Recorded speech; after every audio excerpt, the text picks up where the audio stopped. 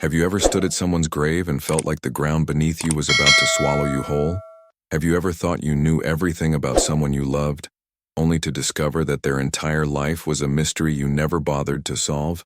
Let me tell you about the day my world shattered and rebuilt itself in the span of a single afternoon, standing in front of a granite headstone that bore my daughter's name, watching a complete stranger cry harder than I ever allowed myself to cry. My name is Richard, and for 3 years, I've been visiting my daughter Emma's grave every Sunday, at exactly 2 in the afternoon. It became my ritual, my penance, my only way of staying connected to the girl I lost when she was just 26 years old.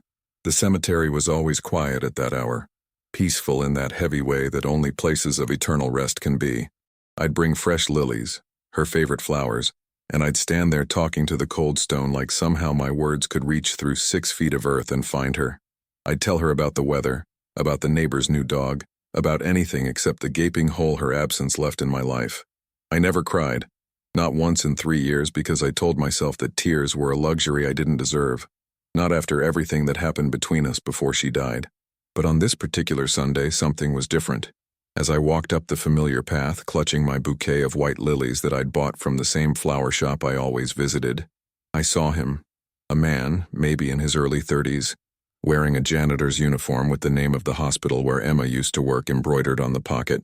He was kneeling in front of her grave, and his shoulders were shaking with the kind of sobs that come from somewhere so deep inside you that they tear pieces of your soul out with every breath. My first instinct was anger. Who was this stranger? And what right did he have to grieve at my daughter's grave? Who was he to cry these tears that I had locked away inside myself?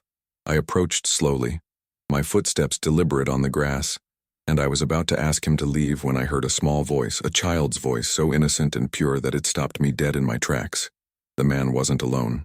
There was a little girl, maybe 4 years old, with curly brown hair that caught the afternoon sunlight and turned it into gold, and she was tugging on his sleeve, looking up at him with eyes that were the exact same shade of green as Emma's eyes, that impossible emerald color that I used to see every time my daughter looked at me with disappointment or frustration, or that desperate need for approval I could never quite give her.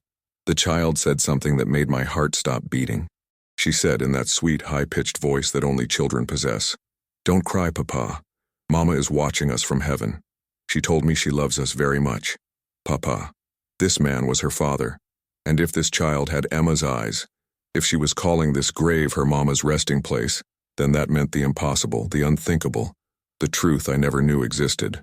I had a grandchild. I had a granddaughter, and I never knew she existed. Emma had a child, and she never told me. 3 years of visiting this grave, 3 years of one-sided conversations, 3 years of guilt and regret and wondering what I could have done differently, and I never knew that part of Emma was still alive, still breathing, still walking around in this world with her mother's eyes and her mother's spirit. The janitor looked up when he heard my footsteps, and when our eyes met, I saw something there that I recognized because I'd seen it in my own mirror every morning for 3 years. Guilt. Crushing, suffocating guilt that no amount of time or tears could wash away. He quickly wiped his face with the back of his hand and started to stand up, clearly thinking he was intruding on my private moment of grief.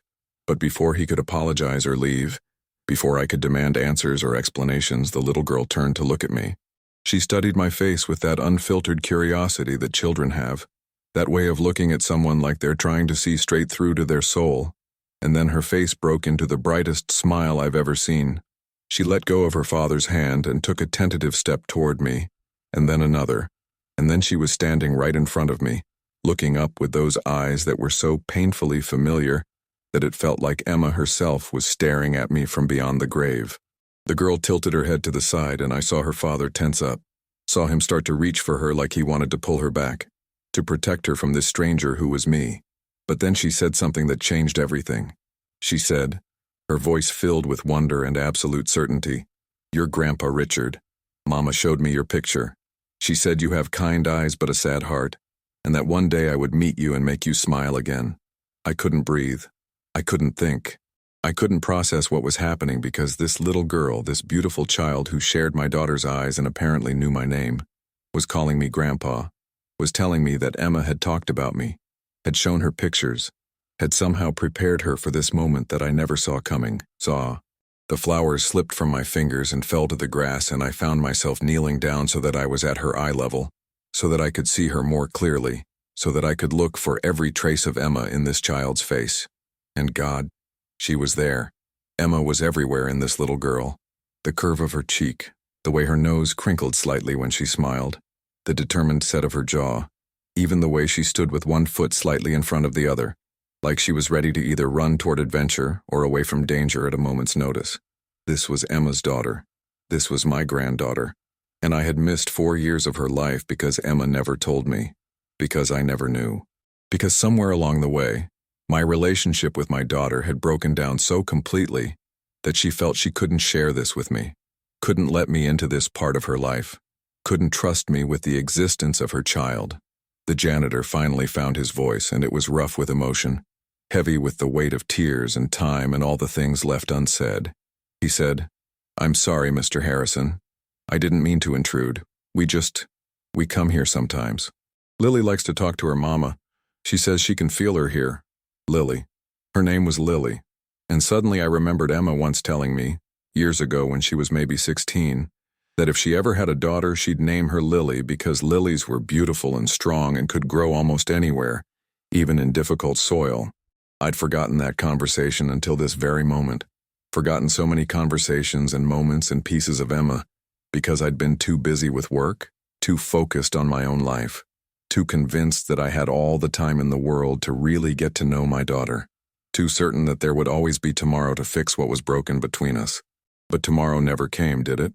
Emma died 3 years ago in a car accident on her way home from work, a sudden collision that took her from this world in an instant, and I never got to tell her all the things I should have said. I never got to apologize for being an absent father, for missing her dance recitals and parent-teacher conferences, for choosing overtime shifts over bedtime stories, for criticizing her choices instead of supporting her dreams. I never got to tell her that I loved her, not in the way she needed to hear it, not in the way that mattered. And now here I was, kneeling in the grass next to her grave, staring at a grandchild I never knew existed, and the weight of my failures as a father was crushing me.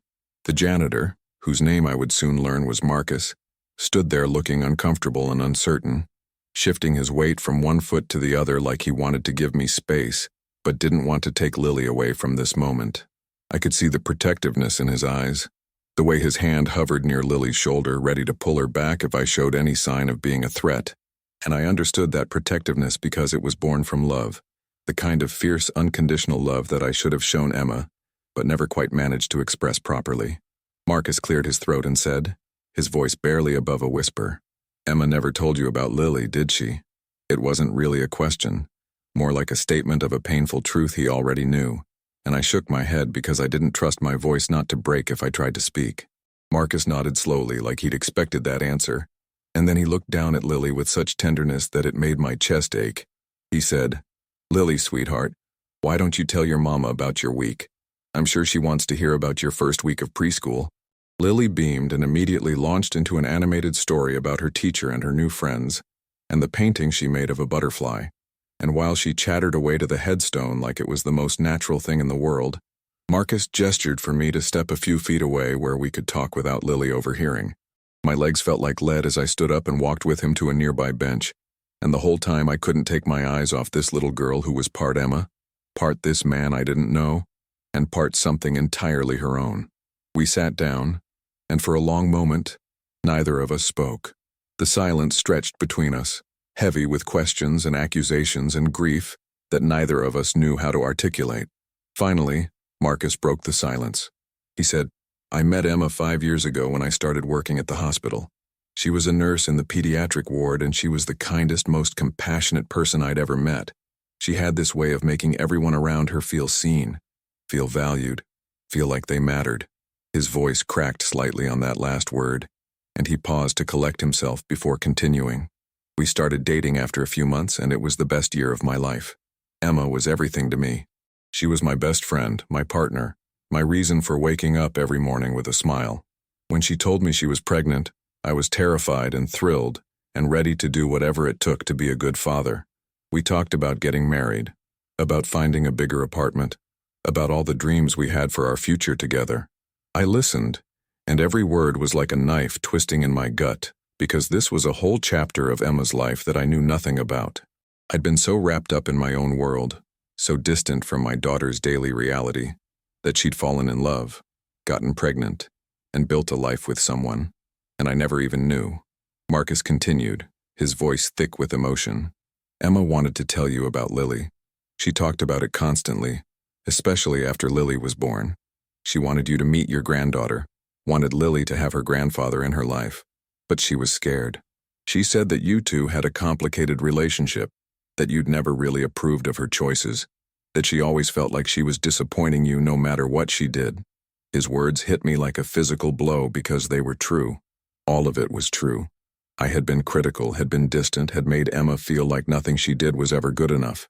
I thought I was pushing her to be better, to reach higher, to not settle for less than she deserved, but what I was really doing was pushing her away, making her feel like my love was conditional, like she had to earn my approval instead of just receiving my acceptance. Marcus wiped his eyes with the back of his hand and said, "She kept saying she'd tell you next month, or after Lily's first birthday, or when things were less busy at work. She was waiting for the perfect moment, I think, or maybe she was just scared that you'd reject her again, reject us." And then the accident happened, and suddenly there was no more time, no more chances, no more tomorrows to make things right. I found my voice then, though it came out rough and broken. I said, "Why didn't you tell me? After Emma died, why didn't you reach out? Why didn't you let me know I had a granddaughter?" Marcus looked at me with eyes full of pain, and something that might have been resentment, or might have just been exhaustion. He said, "Because I didn't know if you'd care. Emma talked about you sometimes, about how focused you were on your work, how she grew up feeling like she was just an interruption in your schedule. She loved you, Mr. Harrison, but she also spent her whole life trying to get your attention, trying to make you proud, trying to feel like she mattered to you as much as your job did. After she died, I was drowning in grief, and suddenly raising a 1-year-old by myself, and I didn't have the energy to reach out to a man who might not even want to be involved in his granddaughter's life. I was protecting Lily, protecting myself, protecting the memory of Emma from any more disappointment." His words were harsh, but they were fair. I had no right to be angry with him because he was absolutely right. I had been that absent father, that man who prioritized career over family, that parent who showed up physically, but was never really present emotionally. I'd failed Emma in so many ways, and now here was the consequence of those failures, sitting right in front of me in the form of a grieving man and a beautiful child who should have had her grandfather in her life from the moment she was born. I looked over at Lily, who was still talking to Emma's headstone, telling her mama about a butterfly she'd seen in the playground and asking if maybe that butterfly was Mama coming to visit her. My heart clenched so tightly I thought it might stop beating altogether. This child believed her mother could hear her, believed in the kind of magic and connection that I'd long since stopped believing in. She had faith and hope and innocence, and she was growing up without knowing half of her family because I'd been too proud or too stubborn or too blind to be the father Emma needed. And now I wasn't the grandfather Lily deserved. I turned back to Marcus and said, my voice breaking on every word, "You're right, about all of it. I was a terrible father.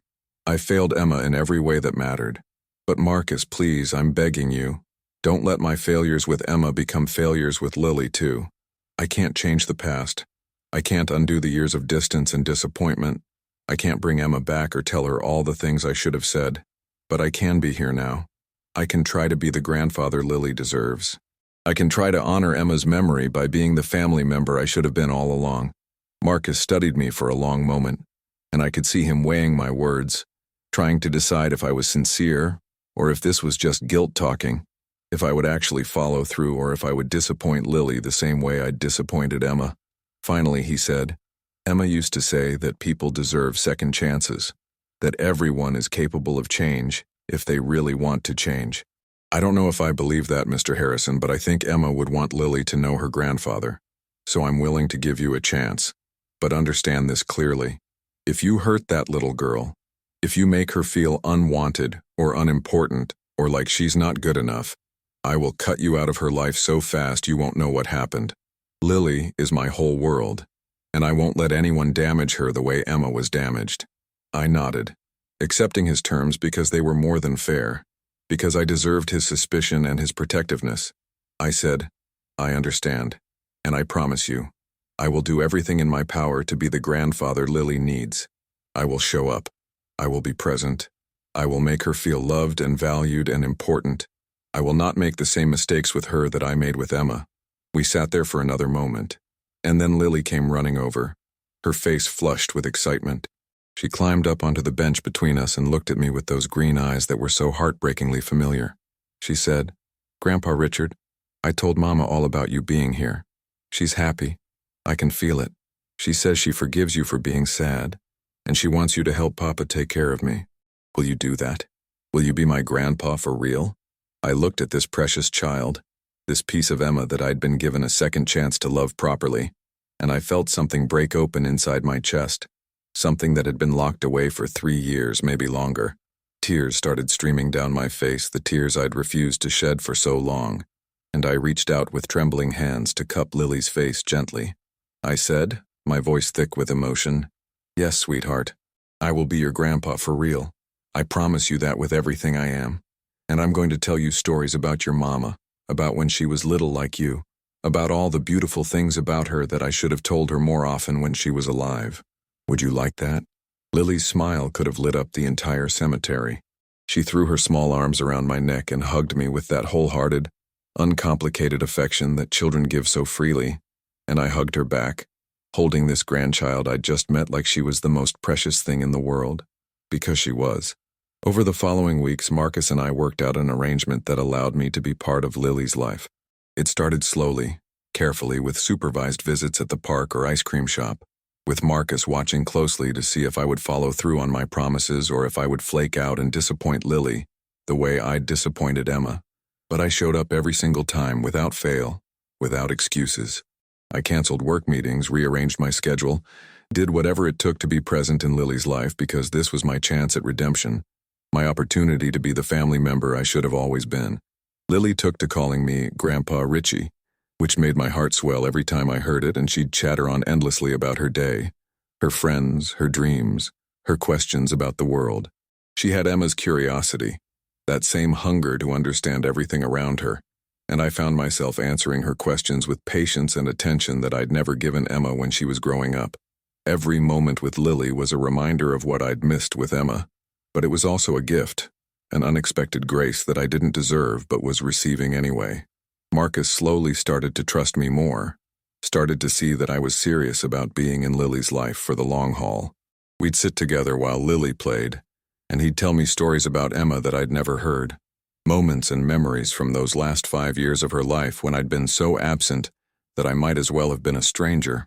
He told me about how Emma would dance around their apartment while cooking dinner, how she'd sing off-key but with so much enthusiasm that it was impossible not to smile, how she'd stay up late researching medical conditions of her young patients because she cared so deeply about giving them the best care possible. He told me about her pregnancy, about how scared she was but also how excited, how she'd talked to Lily before she was born, telling her stories and playing music and promising to be the best mother in the world. And according to Marcus, according to every story he shared, Emma had kept that promise. For the 1 year she'd had with Lily, she'd been everything a mother should be. Loving, attentive, present, devoted. She'd been the parent I never managed to be. And she'd done it while working long shifts at the hospital, while dealing with the financial stress of raising a child, while carrying the pain of having a father who'd never really known how to love her properly. Marcus also told me about the day Emma died. He told me how she'd left for work that morning with a kiss for him and a kiss for baby Lily, how she'd seemed happy, looking forward to the weekend because they were planning to take Lily to the zoo for the first time. He told me how he'd gotten the call from the hospital, how he'd rushed there with Lily in his arms, how they'd told him that Emma had died on impact, that there was nothing they could have done, that she was gone in an instant. He told me how he'd stood there in that hospital hallway, holding a 1-year-old who would never remember her mother's voice or her touch or her love, and how he'd broken down completely, his whole world shattered beyond recognition. And then he told me something that gutted me. He said that among Emma's belongings they'd found a letter in her purse, sealed but addressed to me. The hospital had given it to Marcus, but he'd never opened it, never even looked at it too closely because it felt too personal, too private, something meant for me and only me. He'd kept it for 3 years, carrying it around like a burden he didn't know what to do with.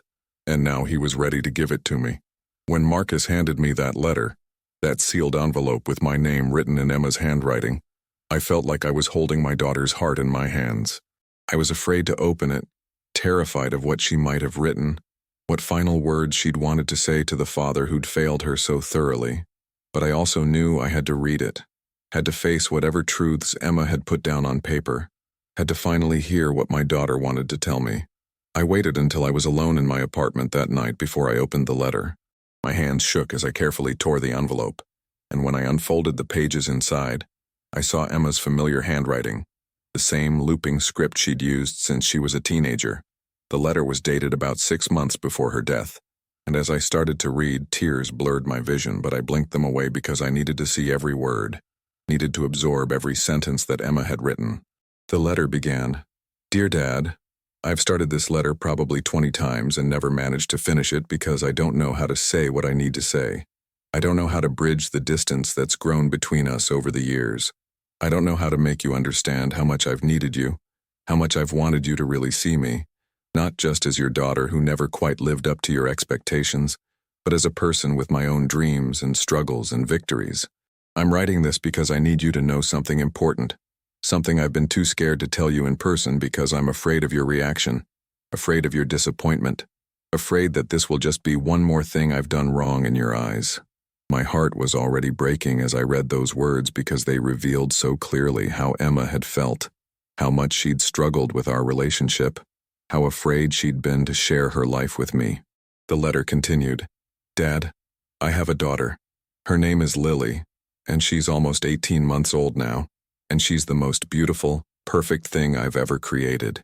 She has your eyes, Dad, or at least the color you passed down to me, that green that catches the light and seems to change with every emotion. When I look at her, I see you. I see me. I see Marcus. I see all the possibilities of who she might become. I've wanted to tell you about her so many times, wanted to bring her to meet you, wanted to watch you hold your granddaughter and see you smile the way you used to smile when I was very little, before life got so complicated between us. But I've been scared, Dad. Scared that you'd judge me for having a child before getting married. Scared that you'd criticize my choices or tell me I'm not ready to be a mother. Scared that you'd look at Lily and see another disappointment instead of the blessing she truly is. I know I shouldn't be this scared of my own father, but our relationship has always been complicated, hasn't it?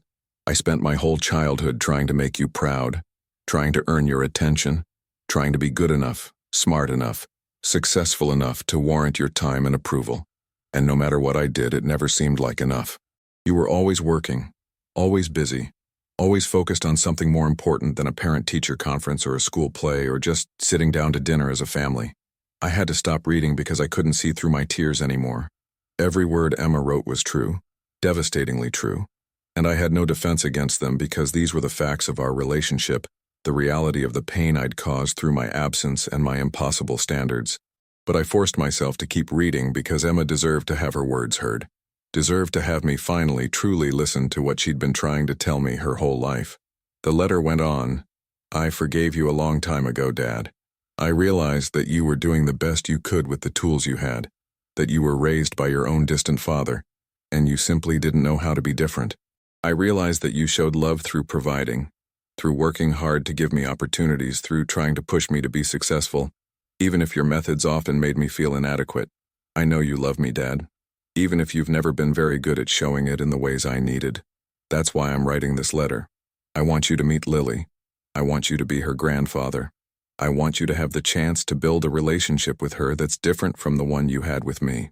I want you to hold her and play with her and spoil her a little and just be present with her, in all the ways you couldn't quite manage to be present with me. She's an amazing little girl, Dad. She's curious and brave and funny and so full of life. She deserves to know her grandfather, and you deserve to know her too. Marcus is a good man, Dad. He loves me, and he loves Lily, and he's going to be an incredible father. I know you might have questions or concerns about him, about us, about our unconventional family, but I'm asking you to trust me, to trust my choices, to accept us as we are. We're not perfect, but we're happy, and we're building something real and lasting together." The letter continued on the next page, and Emma's handwriting became a little messier, like her emotions were getting harder to contain as she wrote. "I'm going to tell you about Lily soon, Dad. I've been planning to do it for months now, but I keep chickening out, keep finding excuses to wait just a little longer. But she's growing so fast, and every day that passes is a day you're not in her life. And that feels wrong somehow. She deserves to have as much family as possible, as much love as possible, as much connection as possible. So I'm making myself a promise as I write this. I will tell you about her before her second birthday. I will bring her to meet you, and I will hope with everything in me that you'll welcome her, that you'll see her as the gift she is, that you'll be the grandfather I dreamed of having when I was a little girl myself. I know our relationship has been strained, Dad. I know there's hurt on both sides, things left unsaid, resentments that have built up over the years. But I also know that life is short and precious, and we never know how much time we have left with the people we love.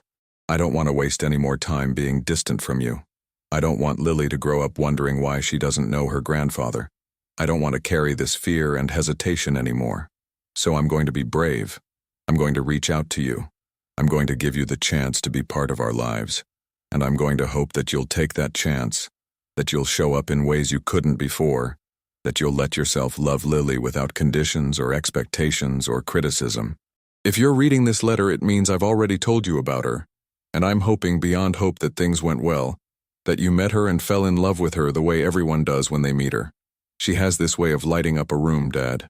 She has this laugh that sounds like pure joy, this curiosity that can't be contained, this heart that's already so big and open and ready to love. She's going to change your life if you let her. She's already changed mine in ways I never imagined possible. Being her mother is the hardest thing I've ever done, but it's also the best thing, the most meaningful thing, the thing that finally makes me feel like I know who I am and what I'm meant to do in this world. I want you to experience that kind of love, Dad. I want you to know what it feels like to be someone's hero just because you exist, to have someone look at you like you hung the moon and stars, to feel needed and wanted and cherished in the purest way possible. That's what Lily gives to everyone in her life, and I want you to have that gift too. There's so much I want to say to you, so many conversations we need to have, so many bridges we need to rebuild. But for now, I just want you to know this. I love you, Dad. I've always loved you, even when I was angry or hurt or feeling abandoned. You're my father, and nothing can change that bond, no matter how complicated it's gotten over the years. I love you, and I forgive you, and I hope you can forgive yourself for all the ways you think you failed me. Because here's the truth. Yes, our relationship has been difficult. Yes, there were times when I desperately needed you, and you weren't there, but you also gave me so much. You taught me the value of hard work, the importance of perseverance, the strength to stand on my own 2 feet. You showed me what it means to be responsible and dedicated and committed to doing your best. Those lessons shaped me, Dad, even if the way they were delivered sometimes hurt. I am who I am partly because of you, and while our relationship hasn't been perfect, it's ours, and I wouldn't be the person I am today without having you as my father. So thank you. Thank you for providing for me, for giving me opportunities, for pushing me even when I didn't want to be pushed. Thank you for loving me in the only way you knew how. And thank you in advance for being willing to try again with Lily, for giving yourself a second chance to be the family member you want to be. I believe in you, Dad. I believe you can do this. I believe you have so much love to give if you'll just let yourself be vulnerable enough to give it. Lily is going to adore you. I know it in my bones. She's going to wrap her little arms around your neck and call you Grandpa and ask you to read her stories and play with her toys and listen to her endless questions about how things work and why the sky is blue and what happens when we die. She's going to challenge you and frustrate you and amaze you just like I did when I was little, before things got complicated between us. And I really hope that you'll embrace all of it, that you'll show up for her in ways that maybe you couldn't show up for me, that you'll let this be the relationship that heals some of the wounds we've both been carrying. I'm going to wrap this letter up now because Lily is waking up from her nap and Marcus has to leave for work soon, and I need to get dinner started. But I want you to know that I'm thinking about you as I write this, that I'm sending you love across whatever distance exists between us, that I'm hoping for a future where we're all together, where Lily knows both sides of her family, where we can create new memories and new traditions and a new version of what family means for us. I love you, Dad. I'll talk to you soon. Please be ready to meet your granddaughter. Please open your heart to her. Please give us all a chance. Love always, Emma. I sat there in my dark apartment holding that letter for what felt like hours, reading it over and over again, memorizing every word because they were the last words my daughter would ever say to me, the last glimpse I would ever have into her heart and mind. Emma had written this letter 6 months before she died. She'd been planning to tell me about Lily, had been gathering her courage to reach out, to bridge the gap between us, but she never got the chance. She died with that letter still in her purse, died before she could introduce me to my granddaughter, died before we could have the reconciliation she'd been hoping for, and that meant I'd missed the last 6 months of her life. I'd missed 6 more months of opportunities to fix our relationship, 6 more months of chances to tell her I loved her, 6 more months of Lily's early life that I could have been part of if only Emma had felt safe enough to reach out sooner, if only I had been the kind of father who made reaching out feel safe in the first place.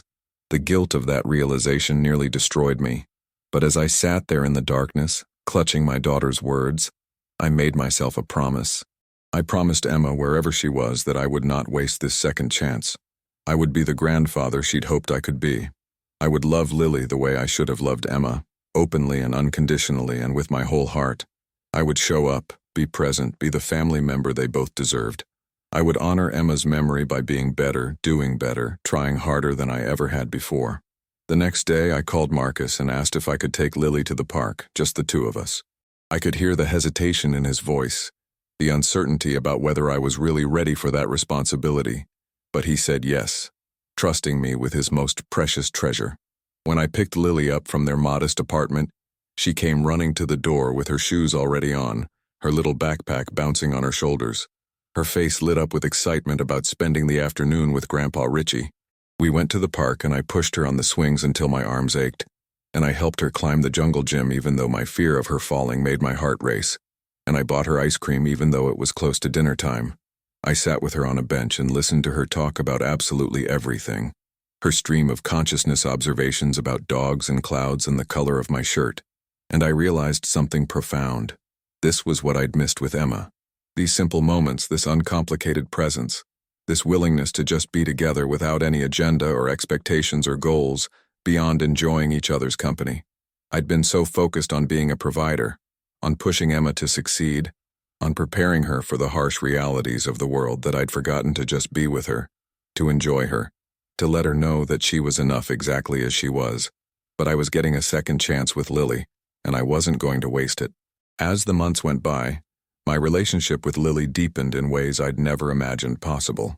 She started asking to spend weekends at my apartment, which I hastily converted into a space that could accommodate a 4-year-old, buying a proper bed for her, filling shelves with books and toys, turning my previously sterile bachelor space into something that felt like a real home. Marcus watched all of this with a mixture of gratitude and guarded hope, slowly letting me take on more responsibility in Lily's life. We established routines together, the three of us, figuring out how to co-parent across 2 households, how to make decisions together about Lily's preschool and doctor's appointments and everything else that came with raising a child. It wasn't always easy. There were moments when my old instincts kicked in, when I started to be critical or demanding, when I expected too much from a 4-year-old who was just trying to navigate her world. But Marcus would gently call me out, would remind me that this was my chance to do things differently, and I would take a breath and adjust my approach. I was learning slowly and sometimes painfully how to love without conditions, how to be present without judgment, how to support without controlling. It was the education I should have gotten 30 years ago when Emma was born, but I was getting it now, and I was determined not to waste it. Lily started talking about me at preschool, telling her teachers and friends about her Grandpa Richie who took her to the zoo and the museum and the library. She drew pictures of our little family, her, Marcus, me, and Emma up in heaven watching over us all. Those drawings destroyed me and healed me in equal measure because they showed that Lily understood, in her innocent way, that we were all connected by love and loss, that Emma was still part of our family even though she wasn't physically here anymore. Marcus and I also developed our own relationship, moving from wary strangers to reluctant allies to something approaching real friendship. We'd sit together after Lily went to bed and talk about Emma, sharing stories and memories, piecing together a more complete picture of who she was than either of us had alone. Marcus told me about Emma's kindness, her compassion, her absolute dedication to her patients. He told me about her sense of humor, her terrible cooking skills, her habit of singing in the shower loud enough for the neighbors to complain. He told me about her fears and insecurities, her struggles with feeling good enough, her constant worry that she was failing as a mother, even though everyone could see she was extraordinary.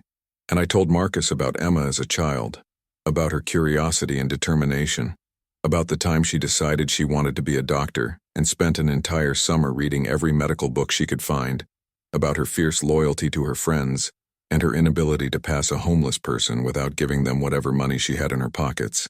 I told him about the ways I'd failed her, the moments I regretted, the distance that had grown between us. And in sharing these stories and being honest about my failures, I found a kind of catharsis, a release of the guilt and shame I'd been carrying for so long. Marcus understood because he had his own regrets, his own moments he wished he could change. He wished he'd insisted that Emma tell me about Lily sooner, wished he'd reached out to me after Emma's death instead of keeping Lily's existence a secret, wished he'd been braver in bridging the gap that Emma had been too scared to cross. We were both imperfect men who loved Emma, who were doing our best to honor her memory by raising her daughter together, by being better than we had been, by giving Lily the love and stability she deserved. One Sunday afternoon, about 6 months after that first meeting at the cemetery, the three of us went to visit Emma's grave together. It had become a new ritual for us, going there as a family to talk to Emma, to update her on Lily's progress, to sit in that quiet space and feel connected to her somehow. Lily brought flowers that she'd picked from my garden, wildflowers in all different colors because, as she explained very seriously, Mama liked variety. She arranged them carefully on the grave and then sat down cross-legged on the grass, patting the ground next to her for me and Marcus to sit too. We sat there in the afternoon sun, and Lily started telling Emma about her week, about the new friend she'd made at preschool, about the book I'd read her about butterflies, about the cookies she and Marcus had baked that turned out a little burnt, but were still delicious.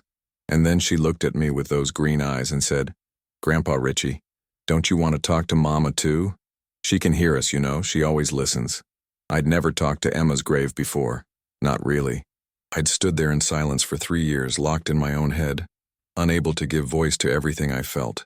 But with Lily looking at me so expectantly, with Marcus sitting quietly supportive beside me, I found the courage to finally speak. I said, my voice rough with emotion, "Hi, Emma. It's me, Dad. I know it's been a long time since we really talked, since I really listened to what you were trying to tell me. I'm sorry for that, sweetheart. I'm sorry for so many things. I'm sorry I wasn't the father you needed, that I was too focused on work and expectations and all the wrong things. I'm sorry I made you feel like you had to earn my love instead of just receiving it freely. I'm sorry I missed so much of your life, so many important moments and milestones. I'm sorry you felt like you couldn't tell me about Lily, that I made you scared to share the most beautiful part of your life with me." I had to pause because my voice was breaking, and Lily reached over and took my hand, squeezing it with her small fingers in a gesture of comfort that made my heart swell. I continued, "But Emma, I want you to know that I'm trying. I'm trying to be the grandfather to Lily that I should have been as a father to you. Marcus has been incredibly generous in giving me this chance, and Lily is the most amazing little girl I've ever known. She has your spirit, your kindness, your ability to see the good in people. Every day with her is a gift I don't deserve but am so grateful for. I read your letter, Emma. Marcus gave it to me, and I've read it probably 100 times. Every word you wrote broke my heart and healed it at the same time. I know you forgave me, and I'm working on forgiving myself, though that's harder than I expected. I want you to know that I love you, that I always loved you even if I did a terrible job of showing it. I want you to know that I'm taking care of Lily, that she's surrounded by love, that she talks about you all the time and keeps your memory alive in the most beautiful ways. And I want you to know that I won't fail her the way I failed you. I promise you that, Emma. I promise." The three of us sat there in silence for a while after that, each lost in our own thoughts, connected by our shared love for Emma and for each other. And I felt something shift inside me, something that had been tight and closed for so long starting to open up. It was forgiveness maybe, or at least the beginning of it, the possibility that I could move forward while honoring the past, that I could be better without being destroyed by the guilt of not having been better sooner. Have you ever experienced something similar? Have you discovered a part of someone's life that you never knew existed, and had to navigate the complex emotions of regret and gratitude all at once? Comment below and share your story with me. As Lily started kindergarten, our family dynamic continued to evolve in beautiful and sometimes challenging ways. I found myself attending school events that I'd missed with Emma, sitting in tiny chairs at parent-teacher conferences, volunteering for field trips, being present in all the ways I hadn't been before. The other parents would sometimes ask about my relationship to Lily, curious about this older man who wasn't quite her father but was clearly devoted to her. I'd explain that I was her grandfather, and I'd see recognition in their eyes, sometimes pity because they assumed Emma had died when Lily was older, that we'd had years together as a family. I never corrected them because the truth was too complicated to explain in casual conversation, and the shame of admitting that I'd missed the first 4 years of my granddaughter's life was still too raw. But with people who mattered, with Marcus's parents who had become unexpected friends, with my own brother who I'd reconnected with through this process, I was honest about my failures and my attempts at redemption. The response was usually grace. People recognizing the courage it took to admit mistakes and change course. People supporting my efforts to be better even if I'd started far too late. Lily thrived under all this attention and love. She was confident and curious, asking endless questions about how things worked and why people did what they did. She was empathetic beyond her years, always concerned if someone was sad or hurt, always ready with a hug or a kind word. She was creative, filling my refrigerator with her drawings and my ears with the songs she made up. She was everything Emma had promised in that letter, and more, and I fell more in love with her every single day. But being a grandfather also meant dealing with difficult moments. Moments when Lily would cry because she missed her mama. Moments when she'd ask questions I didn't know how to answer, like why her mama had to die, and when she'd see her again. Marcus and I would tag team these conversations, holding Lily while she cried, reassuring her that Emma loved her more than anything, that it was okay to be sad, that we were all sad sometimes, but that didn't mean we couldn't also be happy. We were learning together, figuring out how to navigate grief and joy simultaneously, how to honor Emma's memory while also building new lives. One particular evening stands out in my memory. Lily was about 5.5, and she'd had a nightmare about Emma. She woke up crying hysterically, and Marcus called me in a panic because nothing he did could calm her down. I drove over in my pajamas, breaking probably a dozen traffic laws in my rush to get there. And when I arrived, Lily threw herself into my arms, sobbing about a dream where she couldn't find her mama anywhere. I held her and rocked her, and I started telling her stories about Emma as a little girl, about how brave she was and how much she loved life and how she would never truly leave us, as long as we kept her memory alive in our hearts. I told Lily about the time Emma tried to save a baby bird that had fallen from its nest, how she'd carefully made it a bed in a shoebox and tried to feed it with an eyedropper, how she'd cried when the bird didn't make it, but how proud I'd been of her compassion. I told her about Emma's terrible singing voice, but how she'd belt out songs anyway because she didn't care what anyone thought. I told her about how Emma used to read books under the covers with a flashlight past her bedtime, how I'd catch her and pretend to be angry, but secretly I was proud that she loved learning so much. With each story, Lily calmed down a little more, her breathing evening out, her tears slowing. Finally, she pulled back to look at me and said, "Grandpa Richie, I'm glad you knew Mama when she was little. It makes me feel like she's not completely gone because you remember her and can tell me about her." That statement absolutely gutted me because it was so profound for a 5-year-old, and it also highlighted the importance of what I was doing, the role I played in keeping Emma's memory alive for her daughter. I said, "That's right, sweetheart. As long as we remember someone, they're never really gone. They live on in our stories and our memories, and in the way we live our lives. Your mama lives on in you, Lily. Every time you're kind to someone, every time you ask a curious question, every time you laugh with your whole heart, I see your mama in you, and it makes me so happy." Lily seemed to accept this, and she asked if she could sleep in my guest room that night, the room that had essentially become her room at my place. Marcus agreed, grateful for the backup and clearly exhausted from the emotional intensity of the nightmare. So I took Lily home with me, got her settled in bed, and lay down next to her until she fell asleep. As I watched her sleep, her face peaceful and innocent, I thought about how much my life had changed in the past 1.5 years. I'd gone from being a lonely, guilt-ridden man with no real purpose beyond going to work and visiting a grave every Sunday, to being an active, engaged grandfather with a reason to wake up every morning with hope and purpose. Lily had saved me in so many ways, had given me the chance to be better, to love better, to live better. She was my redemption and my blessing, the unexpected grace that came from the tragedy of losing Emma. The legal aspects of our situation were also something we had to navigate carefully. Marcus and I sat down with a lawyer to figure out custody arrangements and what would happen if something ever happened to him. He designated me as Lily's legal guardian in his will, trusting me with his daughter's future in a way that humbled me beyond words. We also had to deal with some family members on Emma's mother's side, my ex-wife's relatives, who suddenly became interested in Lily once they found out she existed. That was a complicated situation because my ex-wife, Emma's mother, had left when Emma was young, and Emma had grown up with minimal contact with that side of the family. But now they wanted to be involved, wanted to claim Lily as their own, and it caused tension and stress for all of us. Marcus and I had to make difficult decisions about boundaries, about who got access to Lily and under what circumstances, about protecting her from people who might cause more harm than good.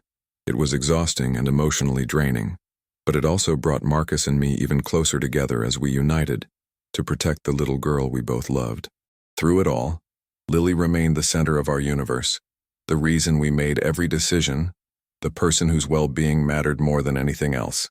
We celebrated her birthdays with elaborate parties, her 6th birthday being particularly special because she'd specifically requested that we celebrate at the cemetery so Emma could be part of it.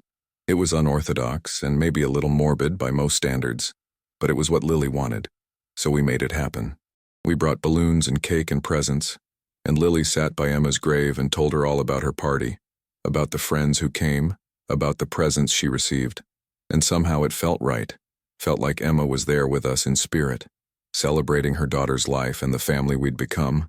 As Lily approached her 7th birthday, I found myself reflecting on the journey we'd all been on, the transformation that had occurred in my life and my heart. I'd started attending a grief support group, something Marcus had suggested, and through those weekly meetings I'd learned that many people carry regrets about their relationships with people who'd passed, that I wasn't alone in wishing I'd done things differently, said things I'd left unsaid. But I'd also learned that the best way to honor those regrets was to live differently going forward, to take the lessons learned and apply them to present relationships, to not let the past paralyze me, but instead let it motivate me to be better. I'd become a different person through loving Lily, more patient, more present, more willing to be vulnerable and admit when I was wrong. I'd learned that strength wasn't about being stoic or perfect, but about showing up authentically, flaws and all, and being willing to keep trying even when things were hard. Marcus and I had become genuine friends, bonded by our shared love for Lily and Emma, supporting each other through the challenges of single parenting and complicated grief. We'd developed our own traditions like Friday night dinners where we'd all cook together, or Sunday mornings at the park followed by pancakes at the diner. We'd created a family out of loss and regret, and the determined effort to do better, to be better, to give Lily the love and stability she deserved. And Lily was flourishing. She was reading above her grade level, excelling at art, making friends easily, showing early signs of the same compassion and empathy that had defined Emma's life. Teachers raved about her kindness, her curiosity, her willingness to help other kids who were struggling. She'd started asking questions about what she wanted to be when she grew up, and her answers varied from doctor like mama to artist to teacher to astronaut. I encouraged every dream, supported every interest, made sure she knew that she could be anything she wanted to be, and I would be proud of her regardless. One day when Lily was helping me plant flowers in my garden, she suddenly looked up at me and said, "Grandpa Richie, do you think Mama would be proud of us? Of how we're all taking care of each other?" I stopped digging and really looked at her, this wise little soul who asked the kinds of questions that cut straight to the heart of everything. I said, "I know she would be, Lily. I think your mama is looking down at us right now and smiling because she sees how much we love each other, how much we love her, how hard we're trying to be the family she wanted us to be. I think she's proud of you for being so brave and kind and curious. I think she's proud of your papa for being such an amazing father. And I hope she's proud of me for finally figuring out how to love the way I should have loved all along." Lily nodded solemnly and then said something that I'll carry with me for the rest of my life. She said, "I think Mama sent me to you, Grandpa.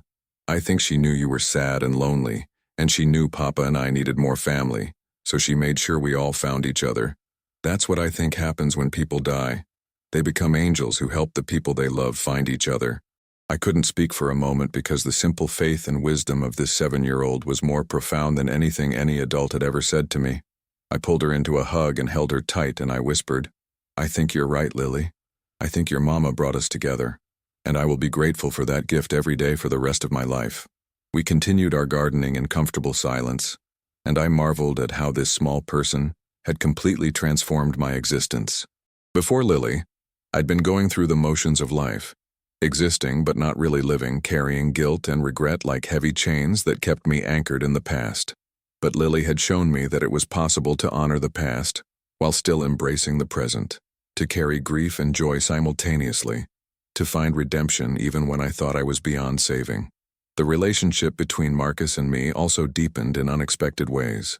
He started confiding in me about his struggles, about the loneliness of single parenting, about his fears of not being enough for Lily, about his own grief that he'd pushed aside to be strong for his daughter. And I shared my own vulnerabilities, my ongoing battle with guilt over Emma, my fears that I would somehow mess up with Lily the way I'd messed up with Emma, my gratitude for the second chance I'd been given.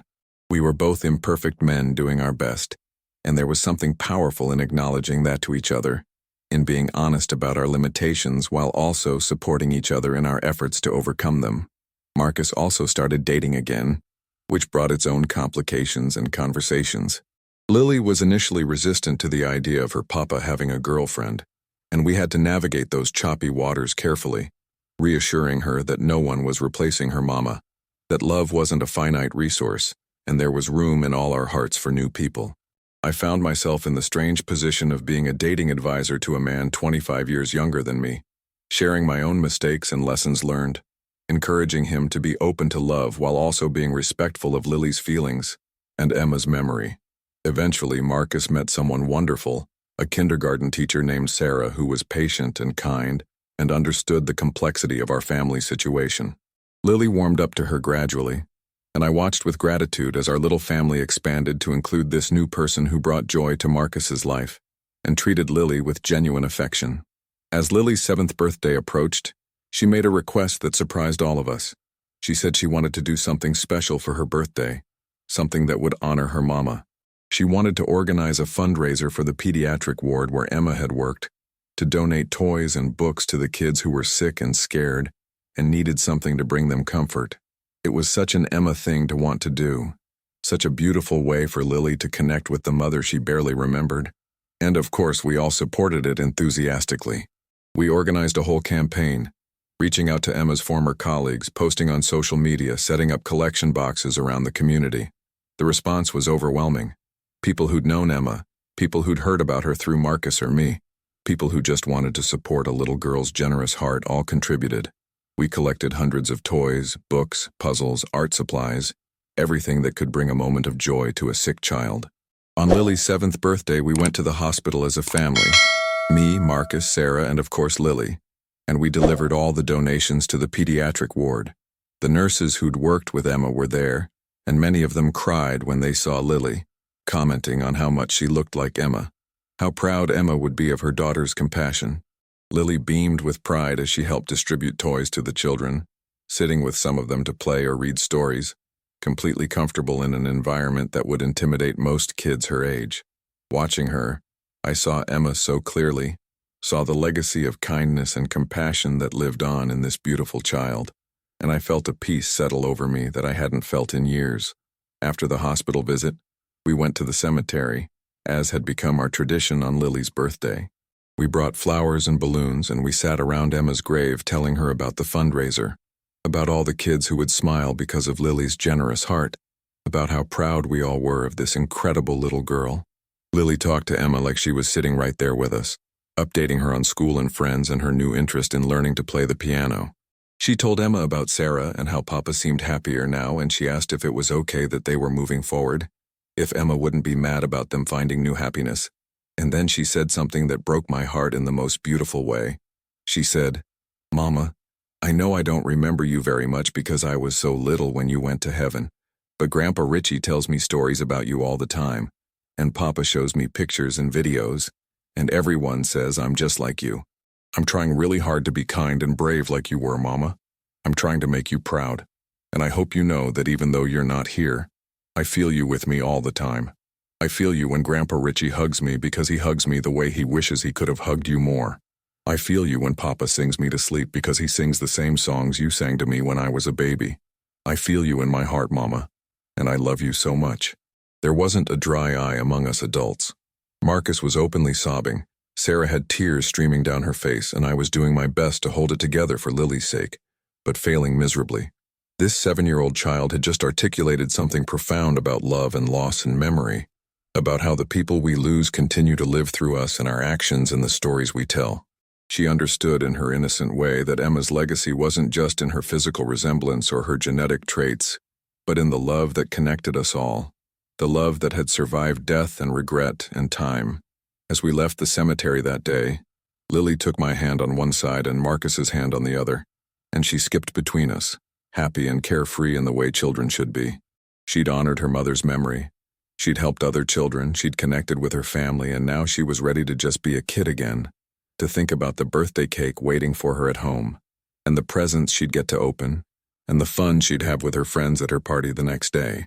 And I realized that this was what Emma had wanted for Lily all along, a childhood filled with love and stability, and the freedom to just be herself, surrounded by people who cherished her unconditionally. We'd given her that, Marcus and I.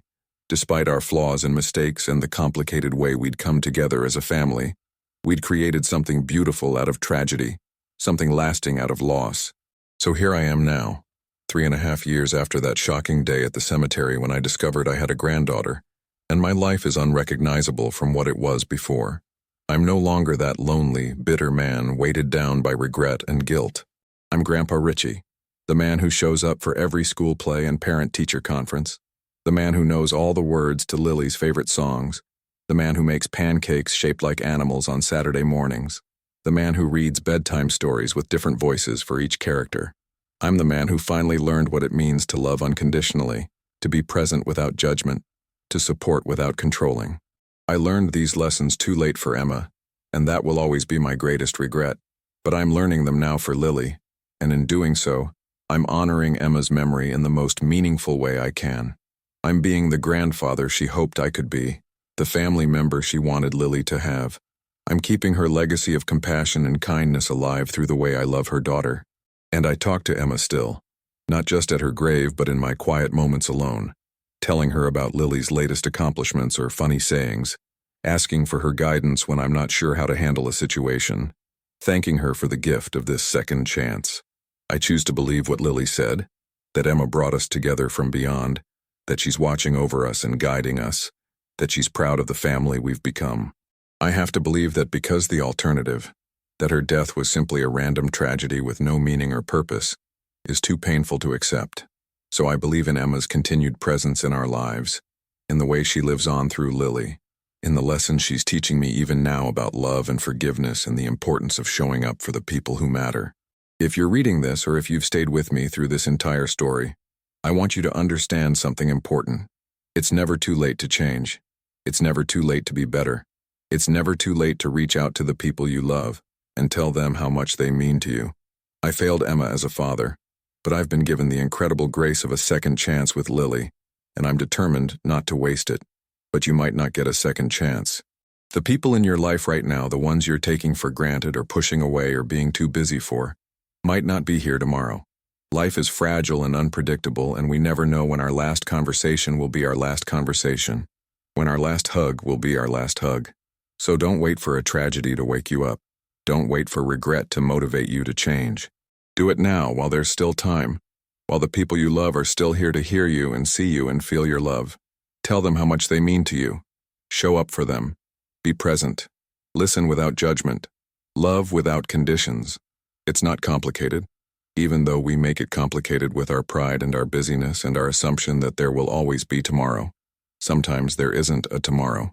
Sometimes all we have is right now, this moment, this opportunity to love well and live fully and be the person we want to be. I learned this lesson the hard way, through loss and regret, and the painful process of confronting my failures. But you don't have to learn it the hard way. You can choose right now to be different, to do better, to love more deeply. You can choose to be present in the lives of the people who matter. You can choose to let go of your pride and your perfectionism and your need to control everything, and instead just show up authentically, vulnerably, ready to love and be loved. That's what I've learned from this journey, from the shocking discovery at Emma's grave to the beautiful relationship I now have with Lily and Marcus. I've learned that love is the only thing that really matters, that everything else, all the achievements and accolades and accomplishments that seemed so important, fade away in the face of genuine human connection. I've learned that it's never too late to start over, to try again, to be better than you were yesterday. And I've learned that sometimes the greatest gifts come wrapped in the deepest pain, that blessing and tragedy can coexist, that new beginnings can emerge from endings. Have you experienced something similar in your own life? Have you been given a second chance to make things right with someone? Or have you learned painful lessons about the importance of showing up for the people you love? I'd love to hear your stories, your insights, your own journeys of redemption or regret. Please share your experiences in the comments below because we're all in this together, all trying to figure out how to love better and live more fully. And if this story touched your heart in any way, if it made you think about your own relationships or inspired you to reach out to someone you've been distant from, please leave a like. Your support means everything and helps this story reach more people who might need to hear it. I encourage you to subscribe to Through My Eyes for more real stories about love, loss, redemption, and the complicated, beautiful mess of being human. We share stories here that matter, stories that make you feel and think and hopefully inspire you to live a little more intentionally, love a little more deeply. Make sure to hit that notification bell so you don't miss any future stories, because there are so many more experiences to share, so many more lessons to learn from each other. Thank you for listening to my story, for taking the time to hear about my journey from that shocking day at the cemetery to the beautiful family we've become. Thank you for your kindness and your support and your willingness to engage with these deeply personal stories. Life is precious and short and full of unexpected twists, but it's also full of grace and second chances and the possibility of redemption if we're brave enough to reach for it. I'm reaching for it every day with Lily, and I hope you'll reach for it too in your own life, with your own people, in your own way. Remember, it's never too late to be the person you want to be, to love the way you want to love, to show up the way you wish you'd shown up before. Start today. Start now. The people you love are waiting.